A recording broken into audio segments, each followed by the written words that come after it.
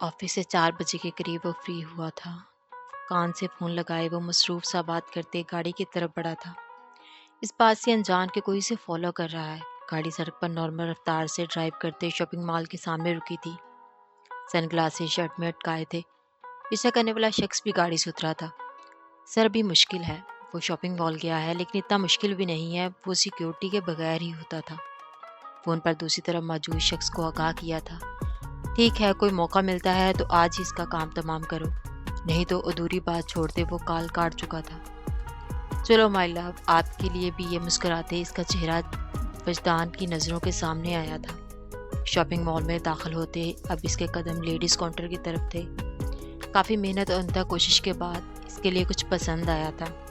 وہ واپس گاڑی میں بیٹھا اب ایک famous cake and bake shop پر گیا تھا جہاں کچھ مزید چیزیں خریدتے اس کا فیورٹ کیک آرڈر دیا تھا۔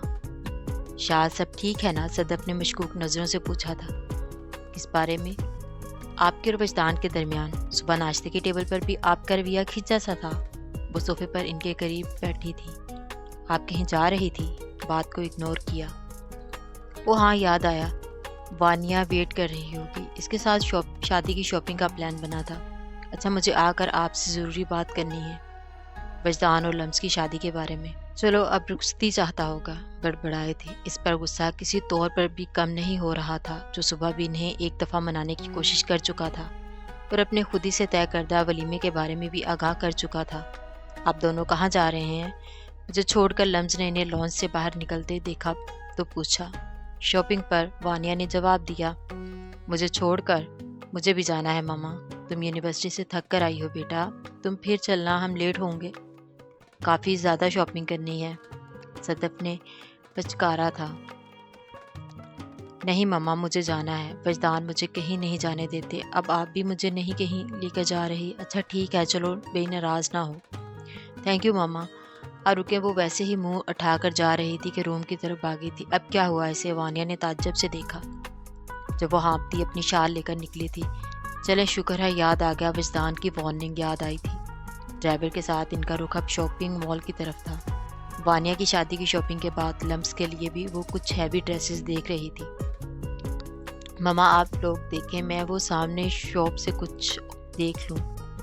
وانیا بولتے گارمنٹس کی شاپ سے گفٹ شاپ کی طرف گئی تھی۔ ارادہ لمس کے لیے کچھ چیزیں خریدنے کا تھا۔ لمس یہ دیکھو، تم بھی پسند کر لو کوئی ڈریس، ہیوی ڈریس دکھاتے صدف نے اس سے بھی رائے لی تھی۔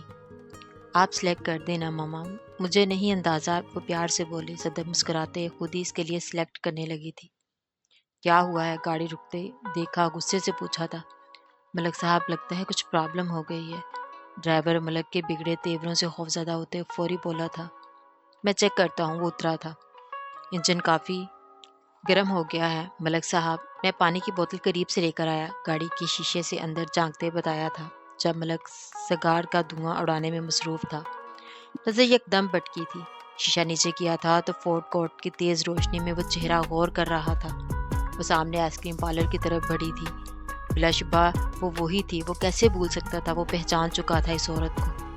لیکن اس کے ساتھ موجودہ 2 لڑکیوں میں سے ایک لڑکی پر نظر پڑتے وہ شدید حیرانگی کی کیفیت میں تھا۔ ہاں وہ خوبصورت لڑکی تھی، اس کی چند دن پہلے تصویر دیکھی تھی۔ وجدان شاہ کی بیوی؟ ایک پرسوچ خباثت بڑی مسکراہٹ اچھالے تھی اور ماجرا سمجھنے کی کوشش میں تھا۔ گاڑی گیراج میں کھڑی کی اور اس کے لیے کی ہوئی شاپنگ گاڑی میں رہنے دی، لیکن گھر سناٹے کی زرد میں تھا۔ ایک طائرانہ نظر لانچ میں ڈالتے وہ اپنے روم میں چلا گیا۔ وجدان فریش ہو کر نیچے آیا تو احمد شاہ لانچ میں بیٹھے تھے۔ کیسے ہیں ڈیڈ؟ خوشگواری سے ان کے سامنے براجمان ہوتے پوچھا تھا۔ کوئی جواب نہیں دیا۔ کب تک ناراض رہنا ہے؟ ان کے جواب نہ دینے پر کہا۔ تمہیں کیا فرق پڑتا ہے؟ وہ تلخی سے گویا ہوئے تھے۔ پڑھتا تو آپ کو منا رہا ہوں، ورنہ آپ ابھی مجھے جانتے نہیں، آخری بات دل ہی میں کہی تھی۔ سر کھانا لگاؤں آپ دونوں کے لیے؟ میڈ نے آ کر اپنی طرف توجہ کروائی تھی۔ موم کہاں ہیں؟ یکدم خیال آیا۔ سر میم لوگ تو شاپنگ پر گئے ہیں۔ بٹ کون کون گیا ہے؟ یکدم وہ الرٹ ہوا تھا۔ کھانا نہیں، ایک کپ سٹرونگ چائے بنا دو، میڈ سے کہا تھا، وہ تینوں گئی ہیں۔ احمد شاہ نے جواب دیا۔ فون کیوں نہیں اٹھا رہی؟ کیا پرابلم ہے تمہیں؟ آ جائیں گی، اور تمہاری ماں کا فون روم میں ہے۔ اس کی بے چینی میں دیکھتے جواب دیا۔ مما اور وانی آپی کل کیا دن ہے؟ آئس کریم کھاتے پوچھا۔ ٹیوزڈے، صدف نے آرام سے جواب دیا۔ نہیں کچھ خاص، مطلب کچھ ہوتا ہے اس دن، آپ کو یاد نہیں؟ وہ نکاح تو نہیں پر اپنی برتھ ڈے ضرور یاد کروانا چاہ رہی تھی۔ کیا مطلب؟ لمس ہر ویکنڈ میں ایک ٹیوزڈے ہوتا ہے، اس میں کیا خاص ہے؟ وانیہ نے اس کی معصوم ایکسپریشن دیکھ کر مسکراہٹ کو ضبط کیا تھا۔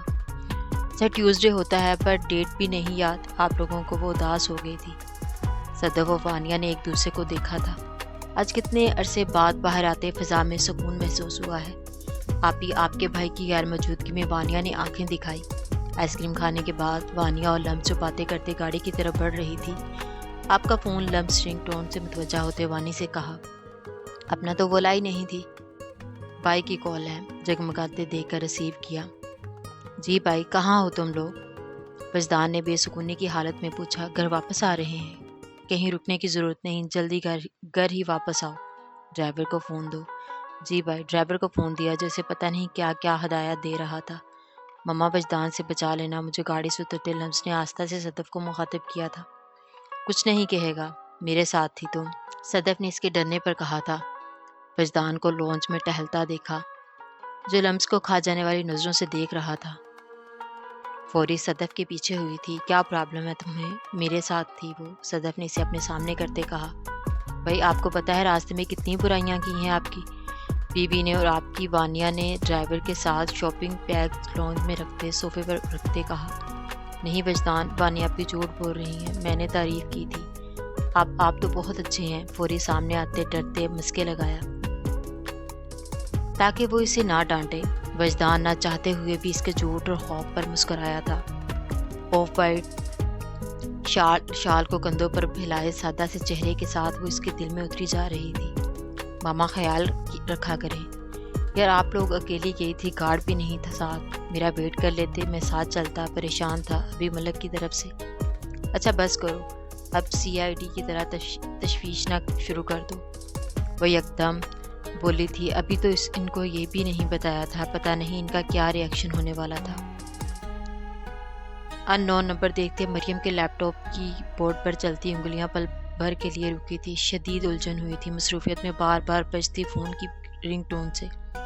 کون ہے؟ کیا تکلیف ہے؟ بندہ نہیں اٹھا رہا تو سکون کیوں نہیں ہے؟ اٹھاتے ہی پھاڑ کھانے والا لہجہ، اوف یہ ادا۔ دوسری طرف بندہ فدا ہوا تھا۔ کون ہے؟ نہیں بولنا تو رکھ دوں میں۔ وہ کوفت میں مبتلا ہوئی تھی۔ مریم یہ رپورٹ چیک کرو۔ اوکے میں کرتی ہوں، تم پیچھے ہو کر کھڑے ہو۔ فون کان سے لگاتے وہ اپنے سر پر جھکے دوسرے بندے کو غصے سے ٹکا سا جواب دیا تھا۔ کون تھا وہ؟ تم ابھی تک گھر کیوں نہیں گئی؟ اور یکدم سیدھا ہوا تھا۔ تم میرے پاس میرا نمبر کیسے آیا؟ فوری پہچانتے ناگواری سے آئی تھی۔ بیبی تمہارا گھر پتہ کر لیا، گرینی سے دوستی کر لی، نمبر لینا مشکل تھا کیا؟ مراد نے جتایا۔ ویسے نمبر گرینی سے بہانے سے لیا تھا۔ بائی دا وے تم گھر کیوں نہیں گئی؟ وہ لڑکا کون تھا؟ لہجہ تفشیشی تھا۔ میرا عاشق سمجھے، اور میرے ساتھ اپنی گھٹیا زبان استعمال نہیں کرو، اشارہ بیبی کہنے کی طرف تھا۔ اور لاسٹ ون، اب دماغ نہ کھاؤ۔ ایمی شوخا پیچھے پڑ گیا۔ مریم چیئر سے ٹیک لگاتے منہ میں بڑبڑائی تھی۔ کیا بکواس ہے یہ؟ مراد کو پتہ نہیں کیوں عاشق کہنا برا لگا اور اپنی بے عزتی بھی۔ دیکھو میں نے تمہاری مدد کا بدلہ چکا دیا ہے، برائے مہربانی اب میری جان چھوڑو۔ بولتے ہی کوفے سے فون رکھا تھا۔ عجیب مصیبت، بال کانوں کے پیچھے کرتے وہ کام کی طرف متوجہ ہوئی۔ مراد فون دیکھتے دانت پیستے رہ گیا، جو اسے تھینک یو کے بہانے فون کیا تھا۔ کدھر راستہ روکا تھا؟ ڈنر کرنے کے بعد وہ بچ رہی تھی تو اسے تیزی سے سب کے رومز میں جانے کے بعد وہ بھی اپنے روم کی طرف جا رہی تھی۔ مجھے سونا ہے، راستہ دے۔ نظریں جھکائے کہا، فون کہا تھا تمہارا؟ سمجھ نہیں آتی میری باتوں کی، یہاں کچھ جلدی فٹ کیوں نہیں ہوتا؟ کن پٹیوں پر 2 انگلیاں رکھتے کہا۔ آپ نے کہا تھا مجھے ڈانٹیں گے نہیں۔ وجدان، کس نے کہا اور کب کہا جی؟ مسکراہٹ ضبط کرتے اسے کھینچا تھا اپنی طرف۔ اتنی پیاری کیوں ہے؟ اس کے کان میں سرگوشی کرتے اس کی بے داغ پیشانی پر لب رکھے تھے۔ ابھی وہ مزید کچھ کرتا اس کے چہرے کی طرف جھکتے دیکھا تھا۔ خود کو دیکھتا پا کر وجدان پھر سے بے اختیار جھکا تھا، جب اپنے دونوں ہاتھوں سے اس کے ہونٹوں پر رکھے۔ مزید کوئی حرکت کرنے سے باز کیا تھا۔ مجھے روکا نہیں کرو۔ بلیو می شدید والا پیار آتا ہے، اس کا ہاتھ ہٹاتے کہا۔ اب جلدی سو جا sweetheart, meet you two night.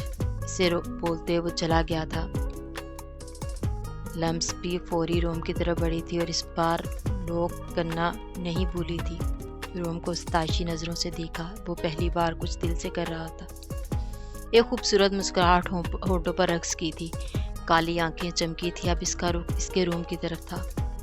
دوبارہ لوک گھمایا بٹ نو رسپانس۔ لوکڈ حفاظتی تدابیر نوٹ بیڈ ڈارلنگ۔ وہ زیر لب مسکراتے دوبارہ اپنے روم کی طرف بڑھا تھا۔ سائڈ ٹیبل کی ڈرا الٹتے پلٹتے چابی لیتے وہ دوبارہ باہر گیا۔ کلک کی آواز سے نوب گھمائی، وہ روم میں داخل ہوا۔ ہلکی سی لیمپ کی پیلی روشنی اس کی خوشبو سے حصار میں جکڑا تھا۔ گھٹنوں کے بل اس کے بیڈ پر جھکا تھا، جو کمفرٹر سینے تک اوڑھے سائڈ لیے مزے سے سو رہی تھی۔ وہ پاگل تھا جس نے اتنی تیاری کی تھی۔ ایک ہاتھ سر کے نیچے جبکہ دوسرا بیڈ پر سیدھا دراز تھا۔ سفید بے داغ کلائیاں اور ہاتھوں کی لمبی انگلیاں گلابی تھی۔ وہ مجبور کرتی تھی کہ وہ اس پر دل و جان سے فدا ہو جائے۔ اس کا وجود جس پر صرف وہ اپنا حق سمجھتا تھا، اپنی ساری سوچوں پر ابھی فی الحال لعنت بیچی تھی۔ گھڑی پر نظر ڈالی جہاں 12 بجنے میں صرف 5 منٹ تھے۔ اسے جھٹکے سے سیدھا کرتے اپنی مضبوط بازو میں بھرا تھا جو بے خبر تھی۔ باہوں میں بھرے وہ اس کے روم سے نکلتے اوپر سیڑھیاں عبور کرتے اپنے روم کی طرف بڑھ رہا تھا۔ اندر لاتے پاؤں سے دروازہ بند کیا، اسے جھٹکے سے اپنے برابر نیچے اتارا اور اس کی کمر جکڑی ورنہ وہ شدید بری طرح نیچے گرتی۔ لمس نیند میں کسمسات تھی اور اپنے وزن پر کھڑا ہونے سے ویک اپ لمس اس کے کان میں جھکتے کہا تھا۔ سونے دیں، آپ میرے خواب میں بھی آ گئے، وہ اس کی شرٹ جکڑے نیند میں ڈوبی آواز سے بولی تھی۔ وجدان مسکرایا، میں ہر جگہ ہوں تمہارے ساتھ، سوتے جاگتے خوابوں میں۔ نو ویک اپ ورنہ میں وہ کروں گا جو تم سوچ نہیں سکتی۔ وہ اسے دوبارہ آنکھیں نہ کھولتا دیکھ کر دھمکی دے گیا تھا، جو نیند میں دروازے کے پاس ہی اس کے سینے سے لگی تھی۔ Okay fine. جب وہ جھکا تھا تو اس کا نرم و نازک ہاتھ پکڑ کر انگلی زور سے دانتوں کے نیچے دبائی۔ درد محسوس کرتے وہ موندی آنکھیں کھولتے جائزہ لے رہی تھی کہ کہاں ہے وہ، پر کہاں تھی؟ بس اسے تو ہلکی سی روشنی والی جلتی بجھتی کینڈل نظر آ رہی تھی۔ ایک خوبصورت جگہ، ریڈ روز کی خوشبو، وہ کہاں تھی؟ وہ ذہن پر زور ڈال رہی تھی جب وجدان کی دوبارہ اسی حرکت سے آدھی کھلی آنکھوں سے اوپر دیکھا۔ موم، وہ چیخی تھی، کیوں ہمارے خاص لمحوں میں سب کو اکٹھا کرنا ہے؟ وجدان نے ہونٹوں پر انگلی رکھی تھی۔ ہوش میں آتے وہ حیران در حیران وہ اس کے سینے سے لگی کھڑی تھی۔ یہ کیا تھا؟ حقیقت یہاں کیسے آئی؟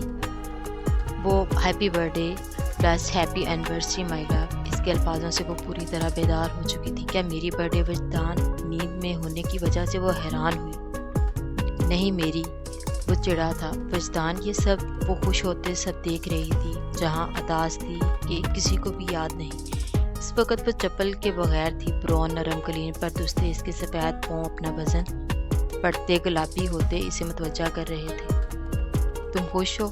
وہ اس کے قریب گیا جو سب بلائے بس خود میں مگن تھی۔ یہ آپ نے کیا؟ وہ حیران در حیران تھی۔ اس کے روم کی ڈیکوریشن جو کینڈلز اور روزز کے ساتھ کی ہوئی تھی، اس کے ساتھ ٹیبل کے سینٹر میں 1 پاؤنڈ کا کافی کیک تھا، اس کا فیورٹ۔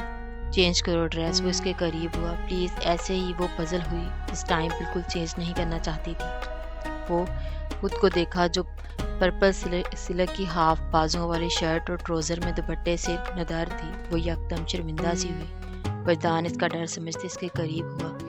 ریلیکس، شوہر کے روم میں ہو، یہاں کچھ نہیں کہوں گا، کندھے سے تھامتے اپنے سامنے کیا تھا، اور ڈریس چینج کرنے پر اس نے اتنا مجبور نہیں کیا تھا، ورنہ اس کے لیے ایک قیمتی ڈریس کافی خوار ہو کر خریدا تھا۔ آؤ کیک کاٹیں، وہ اسے لیتے ٹیبل کی طرف بڑھا۔